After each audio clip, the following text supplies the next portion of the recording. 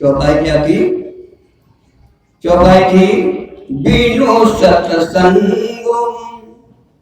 विवेक न होई और राम कृपा बिन सुलभ न होई। आप लोग पहली बात तो आप लोगों को धन्यवाद है।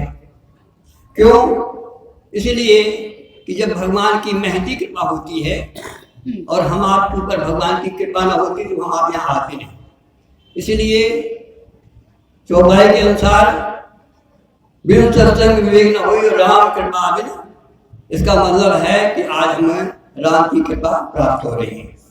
इसलिए हम आपसे बड़े भाग्यशाली। एक बात अब आगे विचार करें। पहली अर्धाली में क्या है? बिनु सत्संग, बिना सत्संग के विवेक नहीं होगा। और विवेक, कौन सा विवेक चाहिए हमें? आप विवेक का तात्पर्य क्या होता है? विवेक का मतलब होता है ज्ञान, और सत्संग का मतलब होता है, सत्संग का मतलब होता है सत्य का संग, और सत्य का अर्थ होता है जिसका तीन काल में विनाश नहीं, उसको कहते हैं सत्य। और जिसका विनाश ना हो उसका हमारा संग हो जाए उसे कहते हैं सत्संग। और फिर क्या होगा? जब उस सत्य का संग होगा तो हमारे अंदर ज्ञान उत्पन्न हो जाएगा। ज्ञान क्या है? कौन सा ज्ञान उत्पन्न होगा? अब आइए जरा ज्ञान की परिभाषा देखें। ज्ञान किसे कहते हैं?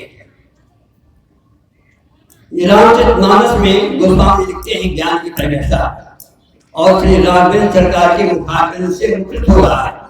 ध्यान दें आप, ज्ञान किसे कहते हैं?